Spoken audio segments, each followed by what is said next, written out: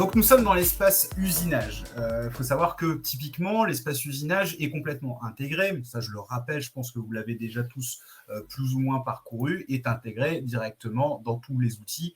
C'est-à-dire qu'on peut passer littéralement du design à la fabrication en un clic et de pouvoir aussi créer potentiellement ces stratégies de fabrication, donc ces fabrications dites soustractives, donc usinage, tournage, mais aussi découpe 2D, c'est-à-dire qu'on va pouvoir faire littéralement des chemins d'outils, des découpes laser, des découpes plasma, des découpes jet d'eau, de faire de la fabrication dite soustractive en tournage, donc sur des pièces cylindriques, mais aussi en fraisage, d'accord? Donc, il faut savoir que Fusion 360, aujourd'hui, va permettre de couvrir vraiment un large spectre de la fabrication soustractive avec des pièces qui vont partir de la plus simple à la plus compliquée. C'est ce qu'on va voir aujourd'hui dans cette masterclass. Les outils qui sont à disponibilité, finalement, qui sont à votre disposition dans Fusion 360 pour faire de l'usinage de base sur des pièces aux formes relativement simples, comment on va pouvoir aussi automatiser la génération de ces passes d'outils, comment on va pouvoir encore aller plus loin dans l'automatisation de cette génération d'outils avec l'automatisation même de la machine, c'est-à-dire comment une machine va pouvoir faire par elle-même ces prises d'origine de programme, c'est-à-dire sur la pièce directement, et aussi la possibilité de faire des contrôles dimensionnels en cours d'usinage. Donc, il faut savoir une chose, c'est que Fusion 360, déjà dans sa version de base, on va pouvoir faire énormément d'opérations en tout ce qui va être 2D, d'opérations dites 2D&demi d'ailleurs. Donc, on va pouvoir faire des ébauches, de la finition, des contournages, la possibilité de faire des filettages, etc. On a des opérations aussi dites 3D. Donc, il faut bien différencier les deux éléments et les deux philosophies de fabrication. C'est-à-dire que littéralement, les stratégies dites 3D vont être forcément dédiées à des pièces dites complexes avec des formes non géométriques complexes et avancées. Donc, ça veut dire que typiquement, on va avoir besoin de stratégies qui vont reconnaître, elles, les fonctions de la pièce. C'est-à-dire qu'il va reconnaître les différentes formes par elles-mêmes de la pièce. A contrario de la 2D, qui là, on va devoir utiliser très clairement tout ce qui est sélection manuelle, je mets des guillemets, pour pouvoir détecter finalement, sélectionner les arêtes autour duquel on va usiner. Comment ça se présente ? Ça se présente de manière assez simple. C'est-à-dire qu'aujourd'hui, quand on est dans Fusion, on va pouvoir arriver dans l'espace design, donc on peut importer ces différents modèles et faire ces assemblages directement dans l'espace design, comme ça a été fait ici sur cette data. Mais il faut savoir aussi qu'on peut créer un modèle de fabrication directement et faire nos assemblages dans l'espace manufacture. Donc là, on voit qu'on a la pièce, on a le moyen de fixation du brut dans la pièce et surtout, on a la simulation de la machine. Ici, on va avoir affaire à une stratégie d'usinage relativement simple dans le sens où on est sur de l'usinage 2D&demi. Voilà. Quand je dis 2D&demi, ça veut dire qu'on n'a pas de forme hyper complexe comme on va l'avoir dans les autres exemples. Donc, comment cela fonctionne ? C'est, comme je le disais, c'est simple. Comme dans Fusion et dans les autres espaces, finalement, on va procéder comme si on lisait un livre. C'est-à-dire qu'on va créer la configuration. Potentiellement, on va créer un modèle de fabrication, c'est-à-dire que finalement, le modèle de fabrication, et là, je vais double-cliquer dessus, ça va permettre finalement de faire un modèle qui va être dédié à la fabrication. En l'occurrence, si je double-clique ici sur le modèle, je vais arriver donc toujours dans l'espace manufacture, dans l'espace modèle, et je vais pouvoir faire des différentes modifications, réorganisations, supprimer certaines fonctions pour pouvoir créer un modèle qui va être dédié, lui, à la fabrication. Donc, finalement, on a cette possibilité-là. Et après, donc dans le setup, hop, merci, dans les différentes configurations, c'est ici que ça se passe, c'est-à-dire je vais l'ouvrir pour vous montrer un peu le modèle qui a été créé. Donc ici, typiquement, on va retrouver nos modèles de fabrication qui sont ici. Le fait est qu'on va pouvoir, après, une fois qu'on a validé le setup, on va pouvoir créer les différentes stratégies d'usinage, comme celles-ci sont ici. Alors, juste un instant. OK. Très bien. Donc, pour le coup, on va pouvoir sélectionner nos différents modèles, désélectionner les origines et la machine, donc ce qui a été fait ici au préalable. d'accord? C'est-à-dire que ici, si je regarde un peu le projet dans son ensemble, je vais retrouver les setups avec la machine. Donc, ça veut dire quoi? Ça veut dire que quand je vais simuler ma fabrication, je vais avoir l'ensemble des informations qui vont être partagées dans mon modèle. OK? Donc, typiquement, hop, voilà, super. Je vais vous retrouver l'ensemble de mon modèle. Donc, je vais choisir une autre je vois qu'il y a un petit bug sur ce projet, je vais prendre un autre, ici, un autre projet, d'accord? Donc, le projet ici, c'est-à-dire qu'on retrouve notre setup, on retrouve le palpage, d'accord? C'est-à-dire qu'on va pouvoir faire nos prises d'origine automatiquement. Comme vous voyez, dans un seul et même configuration, on va pouvoir installer l'automatisation finalement de la prise d'origine programme, c'est-à-dire qu'on dit à la machine littéralement où se trouve le brut. Donc, on peut le programmer directement dans Fusion grâce aux systèmes qui sont ici, qui vont permettre de finalement créer un produit. Donc, si on va plus loin dans le sujet, ces probings, ça va permettre finalement de, là aussi, créer différents niveaux de contrôle. Donc, ça veut dire que là, on prend l'origine, mais dans les exemples qu'on verra par la suite, on va pouvoir faire aussi du contrôle d'usinage. Ce qu'on peut voir aussi ici, c'est qu'on va avoir une stratégie de fabrication qui va être différente. Si on regarde la pièce dans son ensemble, on est dans une pièce 2D, 2D&demi, d'accord? On est sur une pièce relativement simple, finalement salle à parallélépipède avec quelques rayons, des perçages, etc. On voit ici que les stratégies utilisées vont être l'ébauche adaptative, la finition par parallèle, la reconnaissance automatique des plats, d'accord, et le contournage. Ça veut dire que finalement, les stratégies qu'on a utilisées pour notre usinage sont les stratégies 3D. Pourquoi on a fait ça? Parce que la capacité qu'ont les stratégies 3D finalement par rapport aux stratégies 2D, c'est de reconnaître les différentes formes de la pièce. Donc, si on en vient à vouloir automatiser la génération de ces passes d'outils, il va falloir créer ces stratégies qui sont ici en 3D. D'accord? Et je vais vous simuler la fabrication donc, de la pièce pour que vous ayez une vue un peu de ce qui se passe. Donc, vous voyez, donc typiquement ici, hop, on retrouve la prise d'origine, d'accord? Donc, il va utiliser ce qu'on appelle un palper pour automatiquement prendre l'origine en X et en Y, et après ici en Z. Là, on voit typiquement le début de l'ébauche, d'accord? Je vais accélérer un peu. Voilà, et il va attaquer ces différentes phases d'ébauche en essayant de rester en contact tout le temps avec la matière, d'accord? Donc, on peut changer ces paramètres. Il faut savoir qu'après, on va pouvoir adapter les différents paramètres d'usinage par rapport aux moyens, aux matières utilisées, par rapport aux machines utilisées, parce que forcément, il y a aussi l'aspect machine. Donc là, typiquement, dans l'exemple utilisé, la machine utilisée, c'est une machine industrielle de marque AS. Donc, on est sur une machine qui a déjà un niveau finalement de rigidité et de productivité qui sont assez puissants. Donc, typiquement, voilà, donc là, on était sur l'ébauche de contact. Là, il nous fait une finition donc en parallèle, d'accord? Et surtout, après, il va utiliser une autre fonction automatique, à savoir la reconnaissance des plats. Ça veut dire qu'il va détecter les plats sur la modélisation pour pouvoir usiner. Donc, hop, je vais le faire accélérer légèrement. Vous voyez, donc l'avantage aussi du générative design là-dessus, du générative design, je mélange les sujets, de la simulation, ça vous permet aussi de voir en temps réel les problèmes que vous pouvez avoir en usinage. Ici, vous voyez, ce que j'ai ici, c'est que j'ai une collision.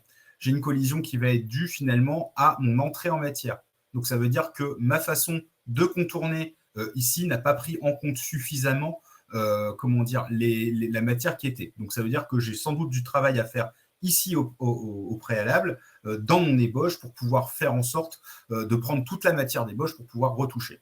Donc, l'avantage de tout ça, c'est aussi d'avoir un détrompeur. C'est-à-dire que finalement, la simulation, ça va vous permettre de valider finalement votre stratégie et de voir aussi où reste la matière. Donc, c'est ce que permet ces différentes fonctions. Donc, je reviens sur les stratégies utilisées. Pourquoi on a fait ça? Parce que finalement, ces stratégies qui sont ici sont des stratégies qui peuvent être enregistrées comme des templates d'usinage. Qu'est-ce qu'une template d'usinage? Bonne question. La template d'usinage, finalement, ça va permettre de créer des stratégies en fonction des formes des pièces. Ça veut dire qu'avec une seule et même stratégie, je vais pouvoir couvrir l'ensemble des pièces qui ont cette forme ici. D'accord? Donc, si je prends différents formats de pièces, je vais pouvoir utiliser cette même stratégie.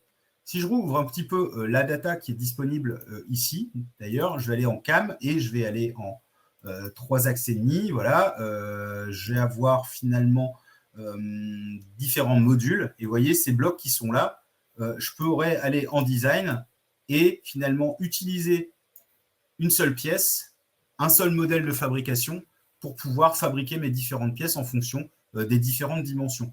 Mais ce que je vais pouvoir faire surtout, c'est pouvoir placer la pièce hop, pour pouvoir créer le modèle dont j'ai besoin. Donc à partir de là, après, je vais pouvoir valider mes conceptions. Ça veut dire aussi que, par exemple, moi, je me sers aussi des paramètres, mais pour générer le brut. D'accord? Donc hop, déjà, je vais mettre en métrique, intéressant. Donc là, ici, typiquement, je vais pouvoir générer les dimensions des bruts, etc. Donc, je vais pouvoir créer des paramètres pour automatiser finalement la génération des différentes pièces que je veux fabriquer. Voilà, autre exemple. Là, voilà, j'apporte la pièce donc de la bonne dimension. Je peux la placer à peu près manuellement dans mon brut. Mon brut, je peux l'affiner en fonction des dimensions directement dans mon tableau de paramètres, d'accord, comme on peut le voir là. Donc, j'ai le stock, les dimensions du stock, et typiquement, je peux valider les dimensions du stock en fonction de mes besoins ou en matériaux ou non, d'accord. Donc ça fait partie des choses qui sont utilisées par certains de nos clients pour gagner du temps, finalement, pour créer la génération de la pièce. Et donc, j'ai toujours la pièce que je voulais usiner au préalable, hein, elle est toujours là, il suffit que j'affiche. Je vais zoomer un petit peu, elle est toujours là. Et si je retourne en manufacture, qu'est-ce qui va se passer? Le fait est d'être intégré, finalement, on va pouvoir faire un petit CTRL-G et Fusion 360 va générer automatiquement les stratégies d'usinage par rapport à la topologie de la pièce, aux fonctions de la pièce 3D. On est bien d'accord. Dans le sens où, finalement, ce que je vais pouvoir avoir comme modèle, comme différentes pièces, eh ben, on va reprendre donc, notre palpage, okay, on va revoir nos finitions parallèles, etc. Donc, je vais pouvoir rouvrir ma stratégie, la recalculer et faire en sorte d'avoir quelque chose qui est complètement adaptable. Donc ça, c'est sur, je dirais, la fabrication classique dans Fusion 360. On est vraiment sur de la fabrication soustractive. Mais ce qu'on peut voir ici dans les onglets, c'est qu'on va avoir finalement la possibilité de faire du soustractif en tournage aussi. Comment ça fonctionne? Finalement, hop, je vais aller là-dedans. Dans la pièce de tournage, je vais rentrer, faire une combinaison pour fabriquer de la pièce complexe comme celle-ci, typiquement, d'accord, tout en ajoutant des opérations de tournage. Donc là, typiquement, ce qu'on va voir là, c'est une opération de fraisage 4 axes automatique, d'accord. Donc 4 axes automatiques, ça veut dire qu'on va utiliser que 4 axes de machine. Donc, on rentre déjà dans le multi-axe. Vous allez voir, ce n'est pas fini, on va continuer après, plus tard, sur le multi-axe. Donc l'avantage de tout ça aussi, dans Fusion, quand on commence à rentrer de la pièce complexe comme ça, c'est qu'on va pouvoir faire une installation propre, prendre en compte la cinématique de sa machine pour pouvoir sortir un code CN, c'est-à-dire le code que la machine va lire, qui soit complètement, adapté à la machine qu'on va utiliser pour faire l'usinage. Donc voilà, hop.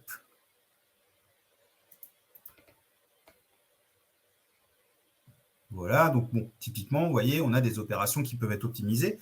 Donc là, c'est du 4 axes continu. Dans le 4 axes continu, typiquement, on va retrouver aussi des éléments qui sont plutôt liés là à l'évitement de collision. Et on va voir, c'est pas fini là-dessus. C'est-à-dire qu'on a plein de stratégies qui sont parfaitement adaptées par rapport à ce sujet.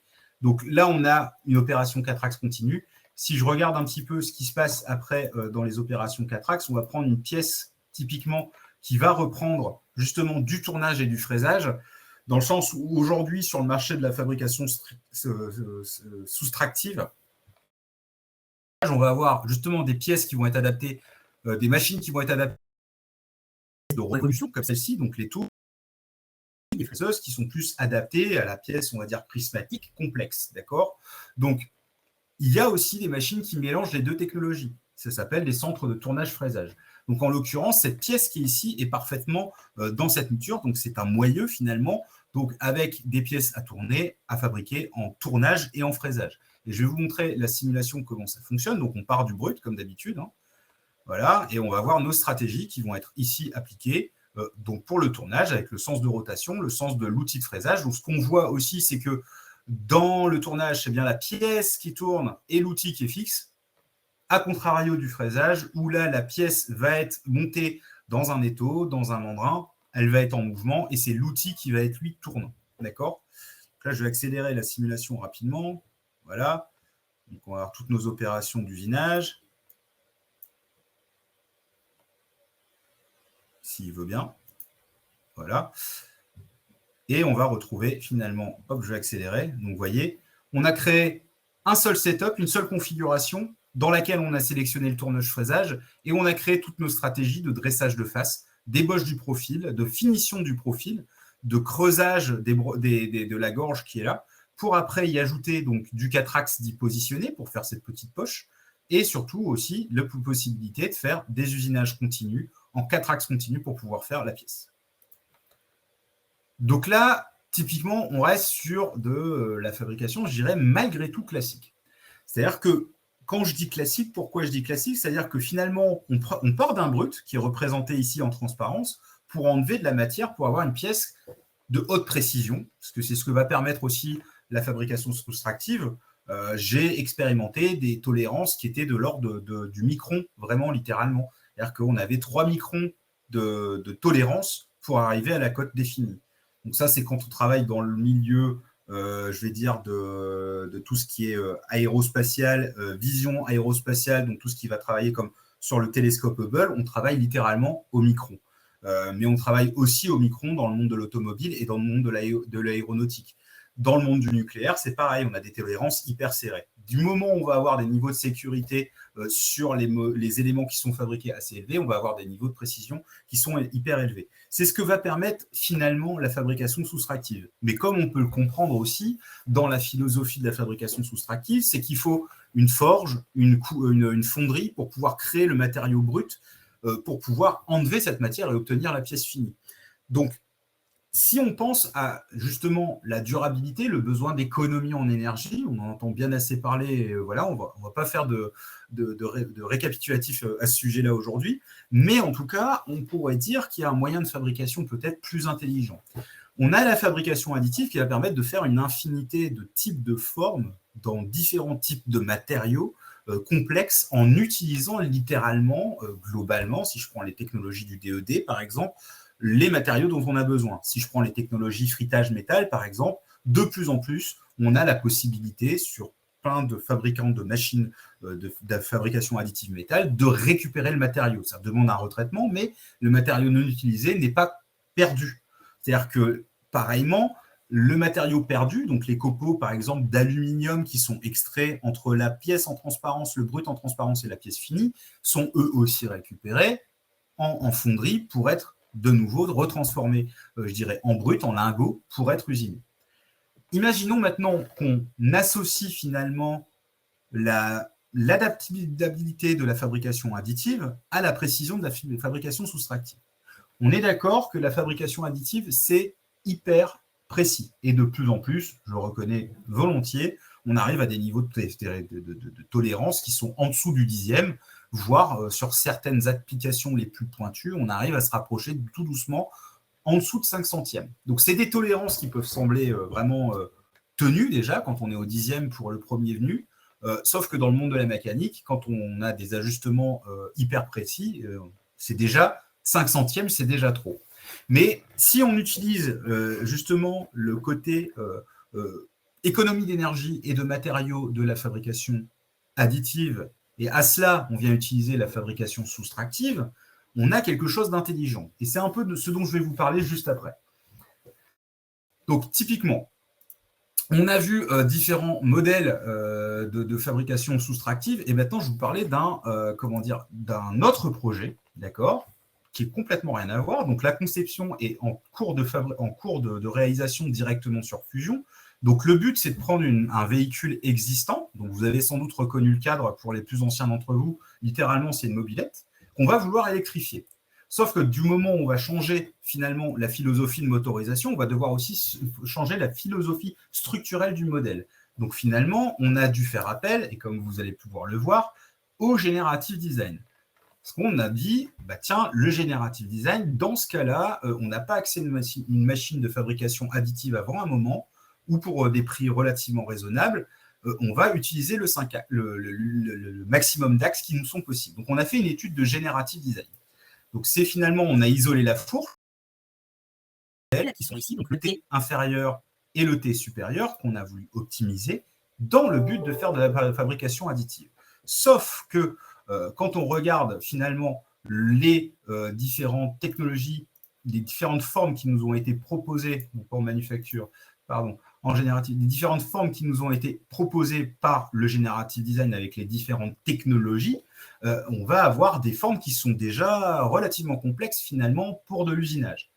Donc, soit on passait du temps en rétro-designing, soit finalement on prenait le modèle tel qu'il était, d'accord, pour pouvoir finalement le fabriquer en impression additive. En impression additive, d'accord, mais comme on a des niveaux de tolérance ici qui sont très tenus, ça c'est la tâche du cadre, là c'est les accroches de fourche, et ici on a nos passages de vis qui doivent être quand même sensiblement bien alignés. Donc forcément, on peut dire que l'ensemble de la pièce, on va dire que 95% de la pièce en fabrication additive, en aluminium ou dans des matériaux peut-être plus exotiques, mais en tout cas, je veux dire que ça serait un petit peu... c'est possible de le faire en complet usinage, mais ça ne serait pas forcément le plus intelligent. Alors que si on fait une fabrication hybride, comme on peut le faire finalement dans Fusion 360, à savoir que les technologies qui sont là sont directement, l'additif va être là et le fraisage va être là. Donc finalement, ce qu'on retrouve ici, c'est qu'on a fait une sorte d'optimisation d'utilisation de la pièce. Donc là, j'ai utilisé une Reinicho, il n'y a pas de partenariat, ça aurait pu être une iOS. J'ai pris la machine que j'avais sous la main et j'ai pu faire mon étude d'utilisation de brut. J'ai créé un modèle de fabrication, d'accord ? Dans ce modèle de fabrication, finalement, quand je regarde l'historique, j'ai fait différents essais, c'est-à-dire que je suis parti du modèle natif, ok, et je lui ai retiré certaines fonctions pour générer la pièce que je voulais fabriquer. Pourquoi j'ai retiré certaines fonctions? Pourquoi j'ai recréé certaines extrusions? Pour pouvoir finalement avoir un brut d'usinage. C'est-à-dire que j'ai rajouté de la matière par rapport à mon résultat de generative design. OK? Donc, une fois qu'on a fait ça, donc j'ai rajouté des pièces parce que je me suis dit, bah tiens, cette fois-ci, je vais faire en sorte de reproduire le nombre de pièces dont j'ai besoin. Je finis mon édition et j'arrive après justement dans la configuration où j'utilise la possibilité d'optimiser l'utilisation de mon plateau. Je vais pouvoir, bien entendu, générer tous les supports dont j'ai besoin, d'accord? Et surtout, grâce à l'extension additif, je peux aussi avoir des résultats de simulation de fabrication additive, comme on peut le voir, avec les points chauds finalement qui sont dans la fabrication. Donc, je vais pouvoir simuler littéralement ma fabrication additive. Ça me donne aussi une indication par rapport aux déformations que je devrais potentiellement devoir anticiper pour l'usinage. Voilà, donc il y a vraiment finalement une horizontalité entre les deux technos. Donc une fois que mon brut est créé, ben voilà, je peux l'utiliser, je peux l'exporter, je peux l'enregistrer et je peux arriver ici en usinage soustractif pour pouvoir fabriquer la pièce que je veux fabriquer. Et là, finalement, l'intelligence, elle est que je vais récupérer dans mes modèles de fabrication mon modèle de fabrication hybride et mon modèle de fabrication soustractive. Et après ça, eh bien, je suis prêt à lancer une fabrication complète. Donc, on imprime le brut d'usinage. Alors, je vais juste améliorer la base de la machine. Voilà, pour que vous ayez un peu de visibilité. Donc, typiquement, on est sur une stratégie d'une machine 5 axes, c'est-à-dire qu'on va tourner sur 1, 2, 3 axes. On en a un quatrième ici et un cinquième ici. Donc, ça me permettra finalement de pouvoir accéder en une seule prise à toutes les parties que je veux usiner sur ma pièce. Donc, je répète, ma pièce est issue du brut. C'est-à-dire qu'on ne parle pas d'un bloc. On a juste conçu un outillage de reprise pour pouvoir fixer ma pièce, d'accord, convenablement. Alors là, elle vient de tilter au moment où je voulais vous montrer, mais voilà. Donc, je vais juste vous montrer le stock en cours de traitement. Donc, on voit vraiment les opérations en cours de traitement. J'espère que c'est assez visible pour l'ensemble d'entre vous. Et c'est surtout que grâce à ça, voilà, on va pouvoir avoir une fabrication littéralement intelligente, c'est-à-dire on va utiliser moins d'énergie, moins de matériaux, on va utiliser moins d'outils coupants, d'accord. Après, il faudra bien entendu, ce qui avait été présenté par exemple par mes prédécesseurs, c'est qu'il faut aussi bien entendu avoir une qualification des coûts de fabrication. Il faut savoir qu'une fabrication soustractive comme celle-ci, entre le moule, etc., rien que sur l'heure de fabrication, on va arriver aux 100 €. Donc voilà, entre la préparation du modèle. Donc, le fait est que le besoin d'automatisation, comme le permet justement la FAO de Fusion 360 avec les systèmes de palpage pour les prises d'origine, etc., vont finalement permettre d'automatiser l'ensemble du système. Voilà. Et d'avoir justement en un seul endroit la possibilité de créer un modèle, de faire un assemblage, d'optimiser des composants de ce modèle, de pouvoir les tester en simulation. Et finalement, une fois qu'on a fait tout ce process de design industriel, de validation en ingénierie, on va pouvoir réfléchir à tout ce qu'on a comme possibilité en termes de fabricabilité. Donc, plutôt que partir d'un stock brut, comme je vous l'ai montré précédemment, on part de la pièce d'impression et on va usiner là où on a besoin. Voilà. Alors, je pense que j'arrive au bout de ma présentation. Est-ce que vous avez des questions? Merci Jean-Paul. N'hésitez pas en tout cas à utiliser le Q&A même pour la présentation de Xavier après. Oui, ce qu'on peut faire, c'est effectivement enchaîner sur la deuxième classe, mais vous pouvez déposer vos questions et on discutera effectivement à la suite de ça. En tout cas, donner un bon aperçu de ce qu'on peut faire en usinage. Crescendo, donc très intéressant. Voilà, alors après, c'était à 300 km/h en une demi-heure. Si vous avez des questions en particulier, n'hésitez pas à les poser parce que c'est vrai que je n'ai pas montré tous les détails. C'était vraiment essayer de montrer avec un point de vue vraiment global des possibilités.